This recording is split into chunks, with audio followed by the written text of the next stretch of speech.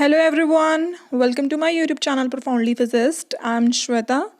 So आज की जो है video that is part 2 of thermodynamics. ठीक है, थर्मोडायनेमिक्स के रिगार्डिंग एक वीडियो हो चुकी है. आज ये उसकी सेकेंड वीडियो है. जो सिलेबस है हमने फर्स्ट वीडियो में किया था that was first law of thermodynamics, zeroth law of thermodynamics and along with that हमने कुछ उसके बेसिक्स जो हैं वो डिस्कस किए थे. राइट तो आज की वीडियो जो है उसमें हम लॉज ऑफ थर्मोडायनेमिक्स को कंप्लीट कर देंगे. रिवर्सिबल एंड इरिवर्सिबल प्रोसेसेस को डिस्कस करेंगे. Entropy will be discuss and along with that जो है isothermal, adiabatic, isobaric, isochoric processes and entropy changes. ठीक है, यहाँ तक टॉपिक्स जो हैं वो आज की वीडियो में कंप्लीट हो जाएंगे. और जो एक और टॉपिक है यहाँ पर Dulong-Pettit, Einstein and Debye theory of specific heat of solids.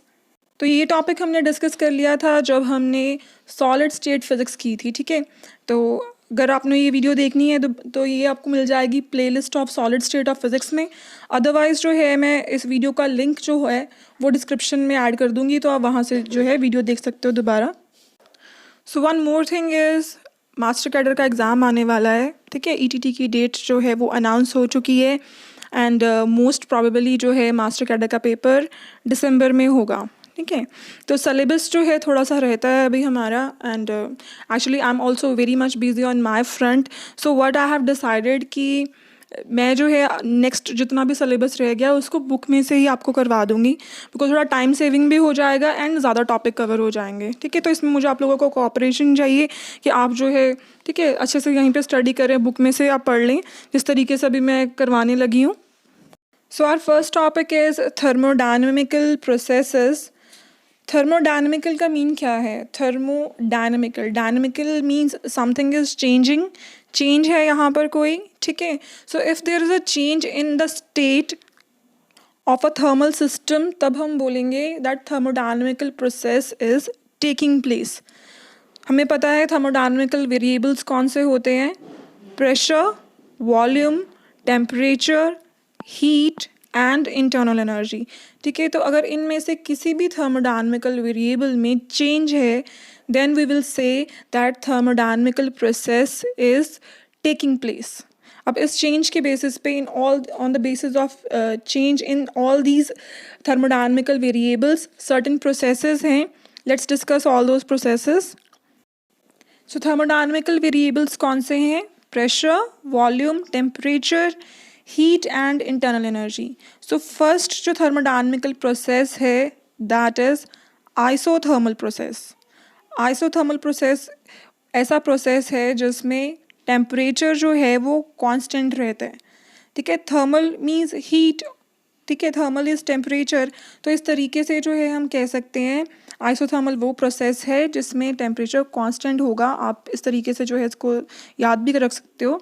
The thermodynamical process that takes place at constant temperature is said to be isothermal.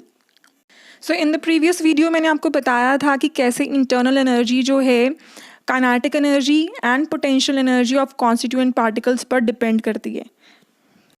और जो काइनेटिक एनर्जी है that is proportional to temperature. ठीक है, that we know कि kinetic energy जो है वो temperature के प्रोपोर्शनल है. बट अगर हम बात करें आइसोथर्मल प्रोसेस की तो आइसोथर्मल प्रोसेस में तो टेम्परेचर कांस्टेंट है. टेम्परेचर कांस्टेंट हुआ मींस जैसे हमने फर्स्ट लॉ ऑफ थर्मोडायनेमिक्स पढ़ा था उसमें डेल्टा क्यू जो है that is equal to delta W plus D U. D U जो था that was change in internal energy. अब टेम्परेचर तो कांस्टेंट हो गया, टेम्परेचर कांस्टेंट हुआ it means internal energy constant हो गई. इट मीन्स जो चेंज इन इंटरनल एनर्जी है जो डी यू है वो हो जाएगा ज़ीरो के equal. So first law of thermodynamics के अकॉर्डिंग अगर हम देखें आइसोथर्मल प्रोसेस के लिए जो डेल्टा क्यू है वो आ जाएगा इक्वल टू डेल्टा डब्ल्यू. और डब्ल्यू जो है हमें पता है वर्क जो है उसको हम लिख सकते हैं प्रेशर इनटू वॉल्यूम. सो जो डेल्टा डब्ल्यू है वो आ जाएगा equal to P D V. It means in isothermal process क्या होगा यहाँ पर whole of the heat absorbed is converted into work. So next let's talk about the state equation for an isothermal process. So हमें पता है जो standard gas equation है that is PV is equal to nRT, but temperature is constant for an isothermal process.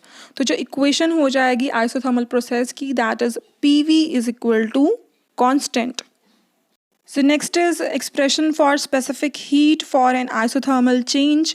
जो specific heat है उसका formula है delta Q upon M into delta T. Delta T here stands for change in temperature. अब हमने अभी पढ़ा है जो आइसोथर्मल प्रोसेस है उसमें टेम्परेचर तो कांस्टेंट रहता है, इट मीन्स डेल्टा टी जो है that will be equal to 0, right. तो स्पेसिफिक हीट जो है वो क्या हो जाएगी, इनफाइनाइट, बिकॉज जो 0 है दैट इज़ इन डिनोमिनेटर, तो यहाँ पर स्पेसिफिक हीट जो है that will be equal to infinite for an isothermal process. So next is an expression for work done in an isothermal expansion. ठीक है, तो कंप्लीट इसका एक्सप्रेशन है जो कि आपने 11th क्लास में भी किया हुआ है, ग्रेजुएशन में भी है, बट बिकॉज जो एग्ज़ाम है that is MCQ based, so I am just focusing on results only. So जो वर्क डन है, वर्क डन का फार्मूला क्या है for an isothermal expansion, W is equal to 2.3026 RT, यहाँ पर है log of V2 upon V1। ये formula है इन टर्म ऑफ वॉल्यूम, जिसको आप इन टर्म्स ऑफ प्रेशर भी जो है इसको चेंज कर सकते हो। Because PV is equal to constant, it means P1 V1 is equal to P2 V2। तो यहाँ से आप P2 अपॉन P1 जो है उसको पुट कर सकते हो equal to V1 upon V2। ठीक है, तो यहाँ पर आप पुट कर दो तो वर्क डन जो है वो आ जाएगा equal to 2.3026 RT log of P1 upon P2। So next is अगर आपको पूछा जाए अमाउंट ऑफ हीट लॉस्ट और gain during an isothermal change to surroundings, तो वो क्या होगी। तो हीट को जब आपने फाइंड आउट करना है, आपने जस्ट जो वर्क डन है उसको आपने जूल से डिवाइड कर देना। ठीक है, जब आप वर्क डन को जूल से डिवाइड कर दोगे एक्सप्रेशन विल बी सेम, बस RT अपॉन J आ जाएगा। ठीक है, तो हीट का अगर आपको न्यूमेरिकल आ जाए या फार्मूला पूछा जाए तो आपको ये पता होना चाहिए। So we have just talked about an isothermal process in which temperature is constant. Temperature constant था तो correspondingly change in internal energy जो थी that was equal to 0, या we can say internal energy constant थी। ठीक है, तो isothermal में T and U हो गया। ठीक है, आइसोथर्मल प्रोसेस में T and U कांस्टेंट रहे। So next talk about an isobaric process. जो आइसोबारिक प्रोसेस है उसमें कांस्टेंट रहता है pressure. The thermodynamical process is said to be isobaric if the pressure of the system remains constant. So इसको भी याद करने का तरीका है because the unit of pressure is bar. ठीक है, तो यहाँ से आप ध्यान रख सकते हो isobaric process is related to pressure, right? So सिर्फ pressure constant है, volume as well as temperature can change. अब काइनेटिक जो इंटरनल एनर्जी है वो टेम्परेचर पर डिपेंड करती है, इट मीन्स DU अब ज़ीरो नहीं होगा। वर्क डन जो है दैट डिपेंड्स अपॉन वॉल्यूम, अब वो भी ज़ीरो नहीं होगा। So first law of thermodynamics की जो स्टेटमेंट थी, जो उसका एक्सप्रेशन था, it will remain as such for an isobaric process. ठीक है, for an isobaric process delta Q is equal to DU plus delta W। DU जो टेम्परेचर पर डिपेंड थी, ठीक है, टेम्परेचर अब यहाँ पर वेरी कर रहा है तो DU term will be there. Delta W जो वर्क डन है विच डिपेंड्स अपॉन वॉल्यूम, अब वॉल्यूम भी चेंज हो रहा है तो चेंज इन वर्क डन भी यहाँ पर होगा। ठीक है, तो इस तरीके से जो है this will be the expression for an isobaric process from the first law of thermodynamics. So third thermodynamical process is isochoric process. So the thermodynamic process is said to be isochoric if the volume of the system remains constant. ठीक है, तो isochoric में जो है volume constant हो जाएगा। अगर volume constant है, जो वर्क डन है, work done is equal to PV, मतलब डेल्टा वर्क जो अगर डेल्टा W की अगर हम बात करें that is equal to P into DV। DV is indicating here change in volume. So अगर जो है वॉल्यूम कांस्टेंट होगा, इट मीन्स DV जो है that will be equal to 0। So correspondingly we will get delta W is equal to 0। So from the first law of thermodynamics we can say delta Q will be equal to du। इसका क्या मतलब हुआ कि जितनी heat जो है system ने gain की सारी जो हीट है that will be used in increasing the internal energy of the system. So isochoric का जो रिजल्ट है from the first law of thermodynamics is somewhat similar to isothermal process. How? Because जो isothermal process है उसमें जितनी भी heat gain होती है सिस्टम की that whole is converted into work, और आइसोकोरिक में क्या होता है जितनी भी हीट गेन हुई है that will be used in increasing the internal energy of the system. So last thermodynamical process is adiabatic process. Adiabatic process जो है that is related to heat. A thermodynamic process is said to be adiabatic if neither heat is gained by the system nor it is lost। ठीक है, जो delta Q है that will be equal to zero, कि ना तो heat जो है वो गेन हो रही है ना तो जो है हीट लॉस हो रही है। So we can say for an adiabatic process delta Q is equal to zero. अब इस रिजल्ट को जो है हम फर्स्ट लॉ ऑफ थर्मोडायनेमिक्स में अप्लाई करते हैं। जैसे ही हम जो है डेल्टा क्यू को ज़ीरो पुट करेंगे delta W will be equal to minus D U. So why it is delta in front of W and D in front of U, ये मैंने आपको प्रीवियस वीडियो में एक्सप्लेन किया था। So let's understand this expression delta W is equal to minus D U. Means delta W positive है तो internal energy में जो चेंज है दैट इज़ नेगेटिव। तो हमें जब हमने in the previous video sign convention पढ़े थे तो हमें पता है डेल्टा डब्ल्यू जो है वो कब पॉजिटिव होता है। सो work done is positive when work is done by the system, और इंटरनल एनर्जी नेगेटिव होती है जब वो डिक्रीज़ होती है। बस इसी साइन कन्वेंशन को हमने स्टेटमेंट की फॉर्म में लिख देना है कि अगर work done by the system है तो उसकी इंटरनल एनर्जी क्या होगी, डिक्रीज़। ठीक है, अब यही साइन को इंटरचेंज कर देते हैं। सो यहाँ पर क्या हो जाएगा इंटरचेंज करने पर, delta W negative and internal energy positive. तो अगर हम साइन कन्वेंशन को फिर से रिकॉल करें तो वर्क डन नेगेटिव होता है when work is done on the system and internal energy is positive when it increases. So it means when work is done on the system it's internal energy increases. ठीक है, बस sign convention जो है उसी को ही हमने जो एक स्टेटमेंट की फॉर्म में लिख दिया है। जो एडियाबैटिक प्रोसेस की स्टेट इक्वेशन है that is P V gamma is equal to K. जो गामा है यहाँ पर that is equal to C P upon C V, that is specific heat at constant pressure upon specific heat at constant volume. So हमें पता है that P V is equal to R T, तो वहाँ से जो है आप pressure का एक्सप्रेशन फाइंड आउट कर सकते हो that P is equal to R T by V, और आप इसको इस इक्वेशन में पुट कर दो P V gamma is equal to constant, तो हमारे पास क्या आ जाएगा expression, T V raised power gamma minus one is equal to a constant. उसी इक्वेशन को जो है P V is equal to R T जो है वहाँ से जो है आप वी की वैल्यू निकाल लो that V is equal to R T upon P, और यहाँ पर जो मेन इक्वेशन है P V gamma is equal to a constant, तो वहाँ पर जो है आप वी की वैल्यू पुट कर दो, then we will get another form of the same equation which is p raised power 1 minus gamma t raised power gamma is equal to constant। सो ये तीनों जो है डिफरेंट फॉर्म्स हैं, सिर्फ एक ही इक्वेशन जो है P V gamma is equal to K, उसी को लिखने के अलग अलग वेज हैं। So next is specific heat for adiabatic process. अब हमें पता है जो एडियाबैटिक प्रोसेस है वहाँ जो चेंज इन हीट है that is equal to zero because heat is neither lost nor gained. तो डेल्टा क्यू जो है वो आ गया इक्वल टू ज़ीरो के। स्पेसिफिक हीट का फार्मूला है C is equal to delta Q upon M into delta T। अब एडियाबैटिक प्रोसेस के लिए डेल्टा क्यू ज़ीरो है, तो कॉरस्पॉन्डिंगली जो स्पेसिफिक हीट है that will be zero for an adiabatic process. So next is the expression for work done by adiabatic expansion. So work done during adiabatic expansion जो है that will be equal to R into T2 minus T1 upon 1 minus gamma. Similarly जो आप यहाँ पर अगर heat का expression देखोगे तो हीट जो है that is equal to work done upon joule. तो सिंपली जो है डिनोमिनेटर वहाँ पे आप J पुट कर दो, you will get to know heat कितनी है दैट जब भी एडियाबैटिक एक्सपेंशन है। So in the previous video we have discussed first law of thermodynamics. तो आज हम डिस्कस करेंगे लिमिटेशंस क्या रही फर्स्ट लॉ ऑफ थर्मोडायनेमिक्स, जिसके कारण जो है सेकेंड लॉ ऑफ थर्मोडायनेमिक्स आया।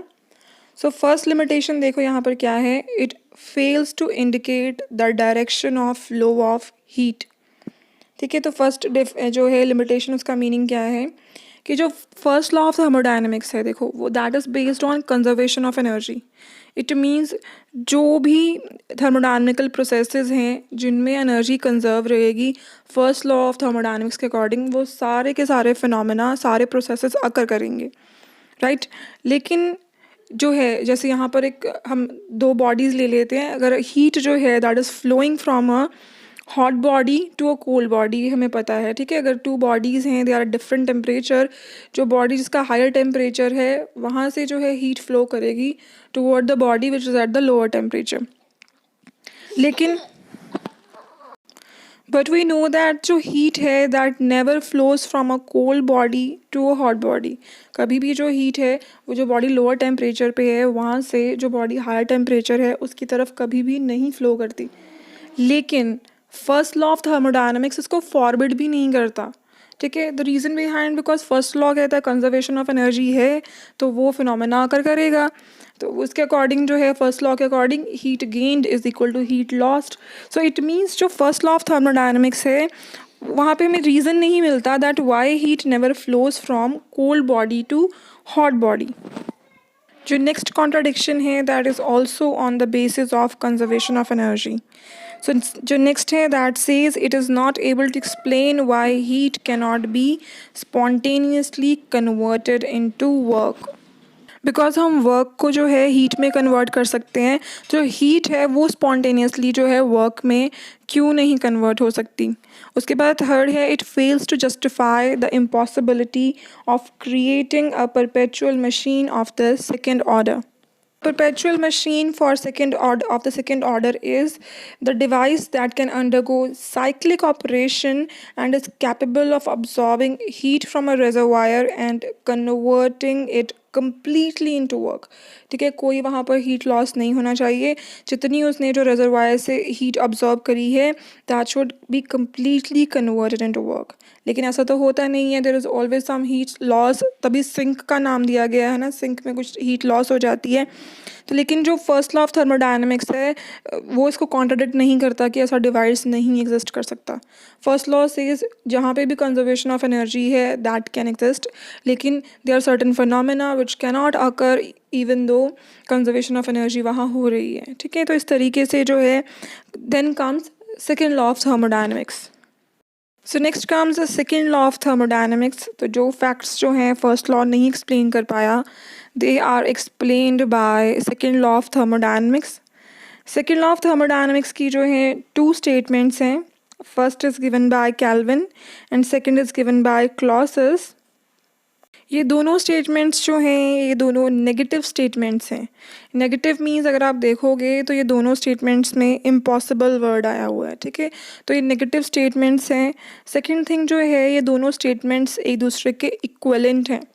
इक्विवेलेंट मीन्स अगर एक स्टेटमेंट वायलेट होगी तो दूसरी भी वायलेट हो जाएगी। अगर एक स्टेटमेंट जो है वहाँ पर ट्रू रहेगी then second statement will also stands true over the particular situation. So let's understand what these both statements are। First statement है Kelvin's statement of the second law of thermodynamics। तो Kelvin ने कहा है it is impossible by means of inanimate material agency to derive mechanical effect from any portion of the matter by cooling it below the temperature of the coldest surroundings। और second statement जो है Clausius statement which says it is impossible for a self-acting machine unaided by any external agency to convey heat from one body to another at higher temperature। जो second law की statements हैं they are basically जो limitations हैं first law की उन्हीं को ही explain करते हुए ये स्टेटमेंट्स हैं। जैसे हमने स्टेटमेंट पढ़ी थी लिमिटेशन जो थी, it is not able to explain why heat can not be spontaneously converted into work. ठीक है, ये हमने पढ़ा कि जो हीट है उसको हम वर्क में क्यों नहीं कन्वर्ट कर सकते। वही चीज़ को एक्सप्लेन करते हुए जो है फर्स्ट स्टेटमेंट है सेकेंड लॉ ऑफ थर्मोडायनामिक्स की, जो कि है Kelvin's Planck's statement, which says it is impossible to design a machine which operating in a cycle will absorb heat from some system and completely convert it into work। जो kelvin Planck statement है इसको हम heat engine statement भी कह देते हैं, because ये heat engine की वर्किंग को एक्सप्लेन करता है कि कोई भी ऐसा हीट इंजन नहीं है जो कि सोर्स से जो है हीट अब्जॉर्ब करे और उसको कम्प्लीटली वर्क में कन्वर्ट कर दे। तो यहाँ पर जो है आपको हीट एंड वर्क के बीच में जो डिफरेंस है उसको समझने की ज़रूरत है कि जो हीट है, ठीक है, heat is something involves with the kinetic energy of disordered motion. Kinetic energy of disordered motion की अगर हम बात करें जिसमें कोई ऑर्डर नहीं है उसको हम हीट कह देंगे, लेकिन जब kinetic energy of ordered motion की बात आए उसको हम वर्क कह देंगे। ठीक है, तो ऑर्डर मोशन से डिसऑर्डर की तरफ जाना आसान है, लेकिन डिसऑर्डर से वापस ऑर्डर की तरफ आना मुश्किल है। ठीक है, बिकॉज नेचुरल जो टेंडेंसी है हर स्टेट की that is to be in the disordered state. तो इसलिए हम कह सकते हैं कि वर्क को हीट में कन्वर्ट करना इज़ ईजी, लेकिन हीट को 100% वर्क में हम नहीं कन्वर्ट कर सकते हैं। उसके बाद है second statement, clauses statement of the second law of thermodynamics. ये जो है बेसिकली ये है रेफ्रिजरेटर स्टेटमेंट। इसको समझना बहुत इजी है। उन्होंने बोला कि कोई भी ऐसी जो मशीन है जिसको कोई भी एक्सटर्नल एड नहीं दी गई है, कोई भी ऐसी मशीन नहीं एग्जिस्ट कर सकती जो कि लो टेम्परेचर से हीट को हाई टेम्परेचर पर ट्रांसफ़र करे। जो रेफ्रिजरेटर है वो उसको कॉन्ट्रोडिक्ट नहीं करता, बिकॉज रेफ्रिजरेटर में जो है motor is there, means we can say एक एक्सटर्नल एजेंसी है, एक एक्सटर्नल एड है उसके ऑपरेशन के लिए। इसलिए जो है लो टेम्परेचर पे जो फूड है उसको सराउंडिंग्स में वो ट्रांसफ़र कर पा रहा है हीट को, विच is at a high temperature. Next topic is concept of entropy. जैसे हमें फर्स्ट लॉ ऑफ थर्मोडायनामिक्स से एक टर्म मिली थी इंटरनल एनर्जी, उसी लाइंस पे जो है हमें सेकेंड लॉ ऑफ थर्मोडायनामिक्स पे एक नई फिजिकल क्वांटिटी मिली जो कि है एंट्रोपी। ठीक है, एंट्रोपी जो है इसका कॉन्सेप्ट इंट्रोड्यूस किया था क्लॉसेस ने जो है सेकेंड लॉ ऑफ थर्मोडायनामिक्स में ये चीज़ समझी कि जो वर्किंग सब्सटेंस है, जो उसकी स्टेट है, दैट इज़ मोर इम्पॉर्टेंट। ठीक है, तो उसी के बेसिस पे जो एक नई टर्म आई जो कि है एंट्रोपी। ये एक थर्मोडायनामिकल स्टेट जो है, किसी भी अगर कोई वर्किंग सब्सटेंस है जो उसकी स्टेट है, उसकी थर्मोडायनामिकल स्टेट है, that is represented by entropy. So to understand entropy in a better way, यहाँ पर एक डायग्राम कंसिडर कर रहे हैं हम। ठीक है, जिसमें जो है 3 आइसोथर्मल्स हैं जिनका टेम्परेचर है T1, T2 एंड T3, और उसके अलावा 2 एडियाबैटिक्स हैं जिनका जो कि हैं AB and CD represented on. ये सारा हमने रिप्रेजेंट किया है PV डायग्राम के ऊपर। So let us first consider cycle ABCD। ABCD में हमने ये अज्यूम किया कि जो Q है that is the amount of heat absorbed at temperature T1, और जो Q2 है that is the amount of heat liberated at temperature T2। Q1 heat absorb हुई है, Q2 हीट जो है वो लिबरेट हुई है। सो कार्नोट प्रिंसिपल के अकॉर्डिंग हम इसको इस तरीके से लिख सकते हैं, Q1/T1 is equal to Q2/T2। अब नेक्स्ट जो है हम उसी में से नेक्स्ट साइकिल है विच इज़ CDEF, उसको कंसिडर करते हैं। जो CDEF है वहाँ पर जो Q2 अमाउंट ऑफ हीट है वो अब्जॉर्ब हुई है एट टेम्परेचर T1, आपको डायग्राम देके पता चल जाएगा। ठीक है, सिमिलरली जो Q3 अमाउंट ऑफ हीट है वो लिबरेट हुई है एट टेम्परेचर T3। सिमिलरली जो हम सेम प्रिंसिपल यूज़ करके उसको लिख सकते हैं, Q2/T2 is equal to Q3/T3। जो प्रीवियस एक्सप्रेशन था वहाँ हमने लिखा था Q1/T1 is equal to Q2/T2, पर जो Q2/T2 है that is equal to Q3/T3। So हम लिख सकते हैं that Q1/T1 is equal to Q2 upon T2 is equal to Q3 upon T3 और ये तीनों क्या हैं, कांस्टेंट। तो अगर हम इसको जनरली लिखें तो जनरल में हम इस तरीके से लिख सकते हैं दैट जो Q अपॉन T है दैट इज कांस्टेंट, और ये जो कांस्टेंट रेशियो हमें मिली है इसी को ही हम कहते हैं चेंज ऑफ एंट्रोपी। तो change of entropy is equal to Q by T। तो यहाँ पर हमें पता चल गया जो Q अपॉन T है वो एक कांस्टेंट रेशियो है which is change in entropy. तो अगर हम यहाँ पर स्मॉल चेंज की बात करें then small change in entropy will be represented by DS which is equal to delta Q upon T। अब यहाँ पर जो हमने बात की दैट इज़ अबाउट एडियाबैटिक, और एडियाबैटिक में जो डेल्टा Q है दैट इज़ इक्वल टू 0। तो यहाँ पर आप डेल्टा Q जब पुट करोगे 0 के इक्वल तो DS जो है वो 0 के इक्वल आ जाएगा। DS is equal to 0 means क्या हुआ, यहाँ पर चेंज इन एंट्रोपी 0 के इक्वल है। चेंज इन एंट्रोपी 0 है इट मीन्स जो एंट्रोपी है that is equal to constant. और इन अनदर वर्ड्स भी हम कह सकते हैं कि यहाँ पर जब हम एडियाबैटिक चेंजेस की बात करते हैं तो यहाँ कोई भी चेंज इन एंट्रोपी नहीं होती। सो यहाँ पर जो है हमें एक फिजिकल क्वांटिटी मिल गई है which is entropy. Change in entropy जो DS है उसको रिप्रेजेंट करेंगे is equal to Q by T means अगर चेंज की बात कर रहे हैं तो delta Q by T। Delta Q जो है दैट इज़ हीट एडेड और सब्ट्रैक्टेड, और जो T है that stands for absolute temperature. So इस तरीके से जो चेंज इन एंट्रोपी है इसकी यूनिट बन जाएगी joule per kelvin. So next topic is reversible processes. तो यहाँ पर कुछ पॉइंट हैं उसके रिगार्डिंग।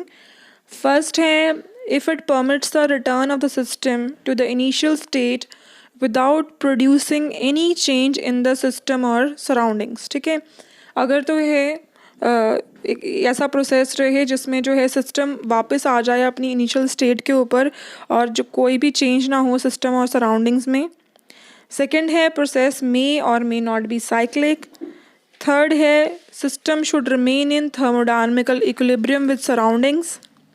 थर्ड है no dissipative effect acting on the system, system पे के ऊपर कोई ऐसा इफेक्ट ना एक्ट करे जिससे जो है हीट में चेंज आए। उसके बाद नेक्स्ट पॉइंट है process takes place quasi statically so that system must remain in thermodynamical equilibrium throughout the process.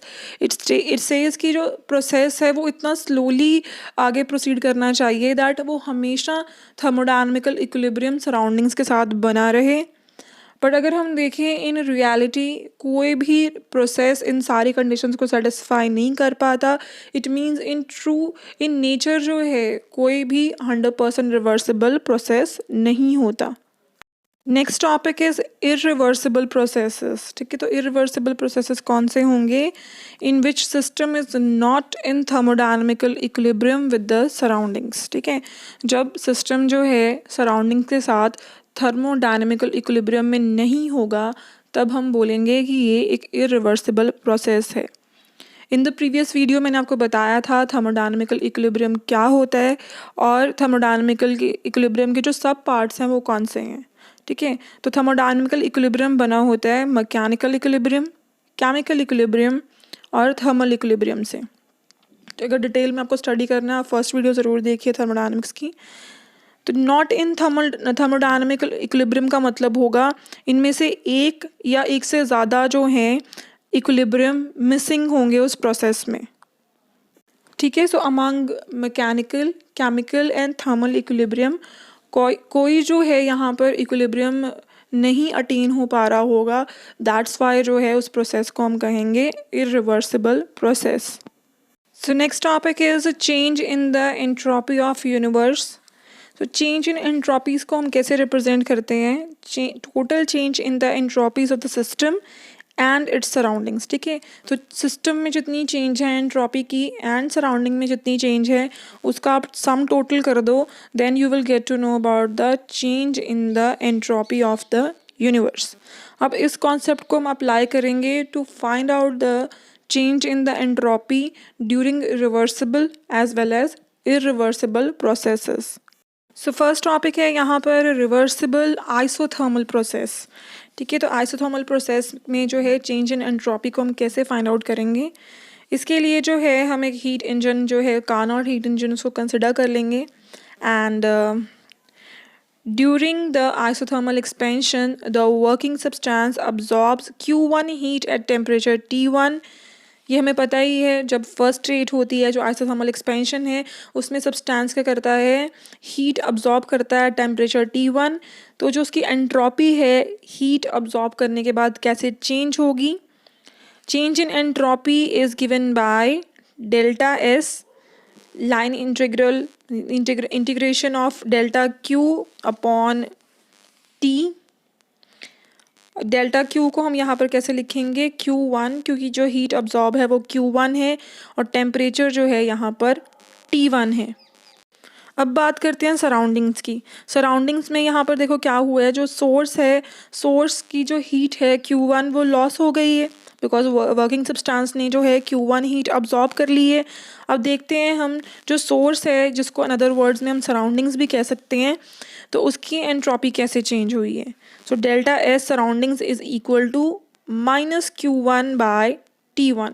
यहाँ पर नेगेटिव साइन इसलिए आया है बिकॉज यहाँ पर हीट लॉस हुई है। हीट लॉस होने के कारण यहाँ पर नेगेटिव साइन है और नेगेटिव साइन को हम कह सकते हैं it indicates decrease in entropy.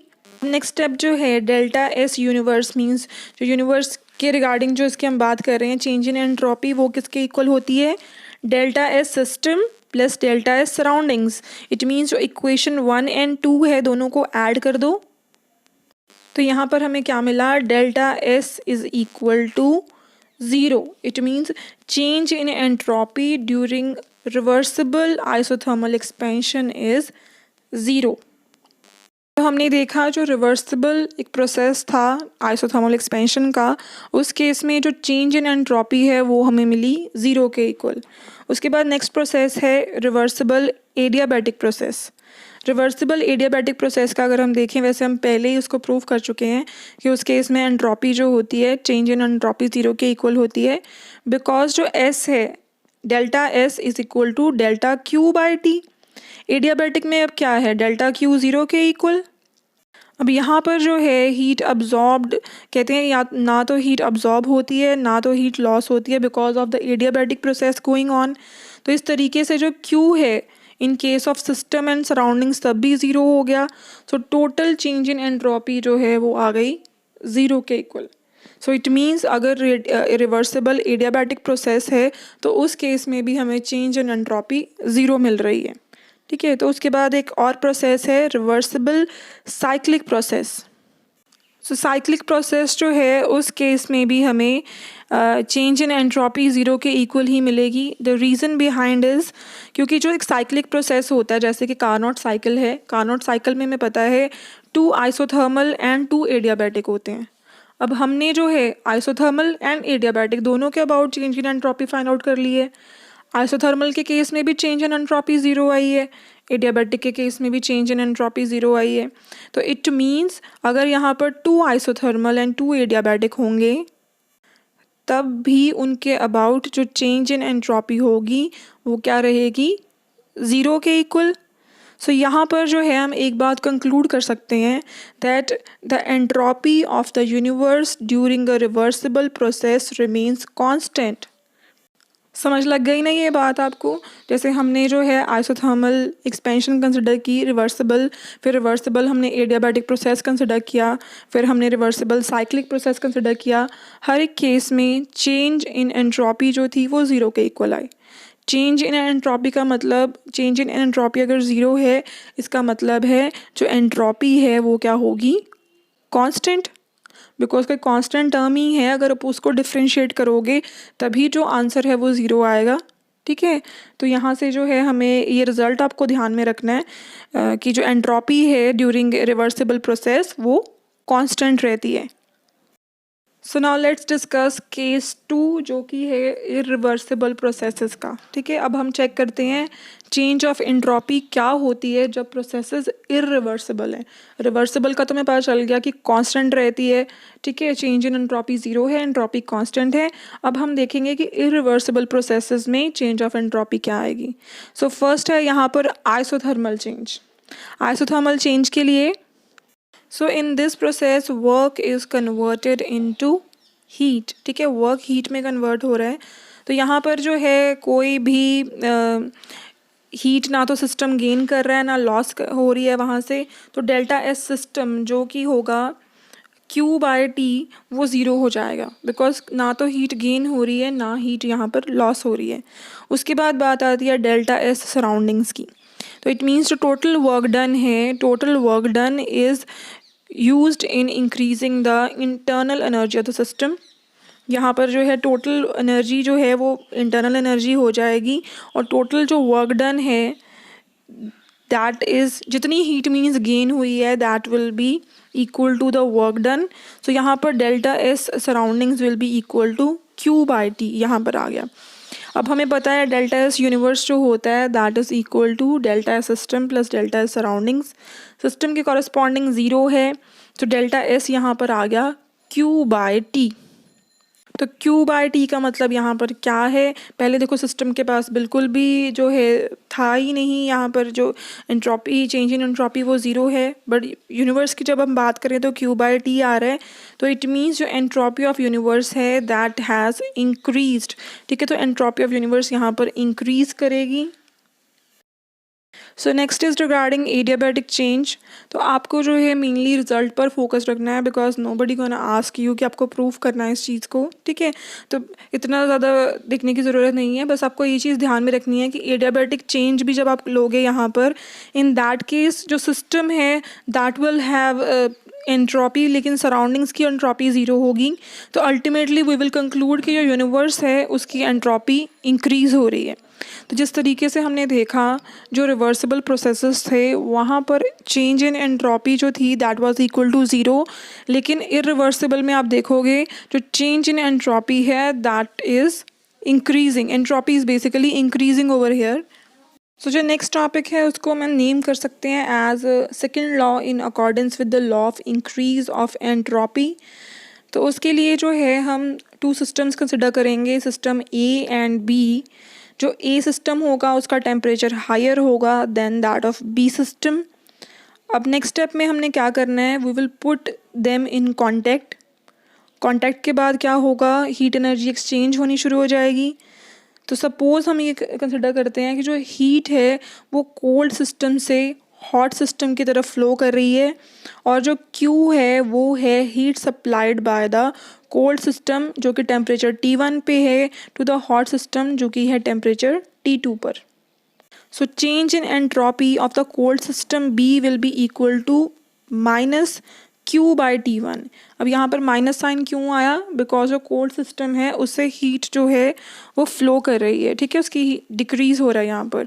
उसके बाद है change in entropy of the hot system जो कि होगी Q बाय T2, पॉजिटिव रहेगी बिकॉज यहाँ पर हीट फ्लो कर रही है इसकी तरफ।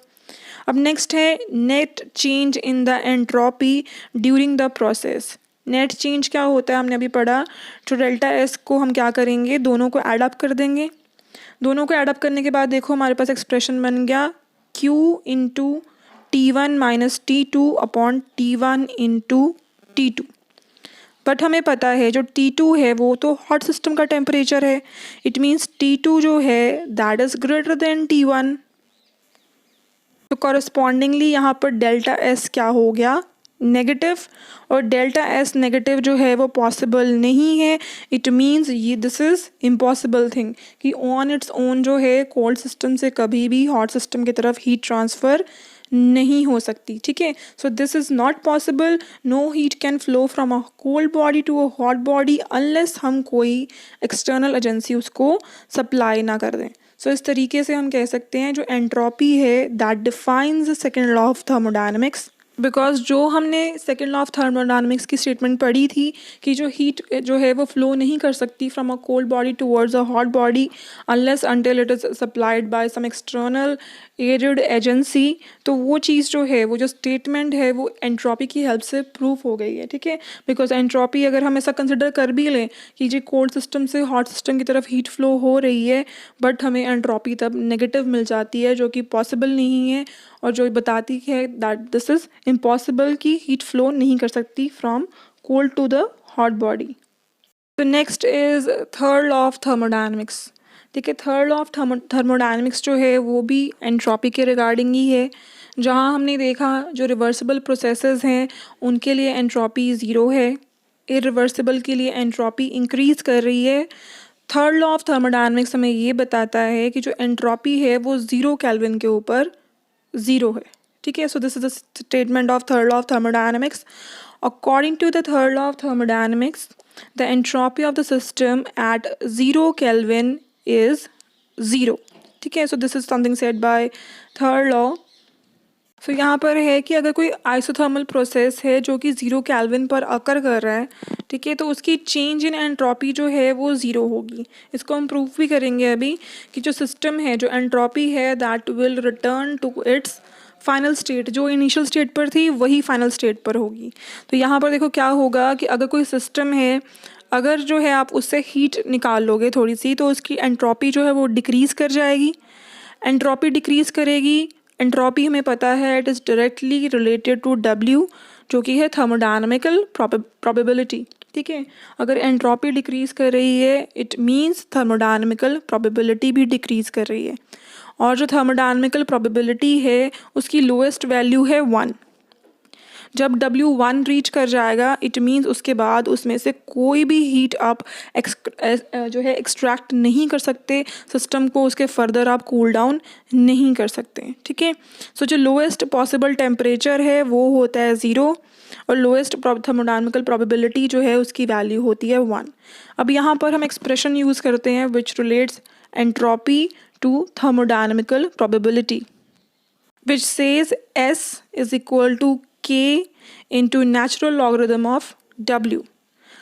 T हमें पता है जब T ज़ीरो हो जाएगा उस केस में थर्मोडायनामिकल प्रोबेबिलिटी जो है वो 1 के इक्वल हो जाएगी। तो जैसे ही हमने यहाँ पर T is equal to 0 put किया, W यहाँ पर आ गया 1, लॉग ऑफ 1 जो है वो क्या हो जाएगा 0 के इक्वल। तो यहाँ पर हमें एंट्रोपी जो है वो क्या मिल गई 0, विच सेज जो एंट्रोपी है हर एक सिस्टम की एट 0 केल्विन क्या होगी 0, ठीक है। तो यहाँ पर हमने जो है एंट्रोपी के रिगार्डिंग 3 इंपॉर्टेंट फैक्ट स्टडी किए। फर्स्ट जो है रिवर्सिबल प्रोसेस की एंट्रोपी जो होती है that is equal to 0, for irreversible processes entropy increases. और उसके बाद आया third law of thermodynamics which says जो एंट्रोपी है सिस्टम की अगर हमारे पास 0 केल्विन टेम्परेचर है तो वो क्या हो गई 0 होगी उस स्टेट पे। आई होप आपको आज का टॉपिक जो है अच्छे से क्लियर हो गया होगा, जितना मैंने पढ़ाया आपको समझ आ गया होगा, ठीक है। और थैंक यू आपके इतने प्यारे प्यारे कमेंट्स के लिए, आज सुबह मैंने पढ़े हैं सारे। सो थैंक यू एवरीवन आप सबके फीडबैक के लिए।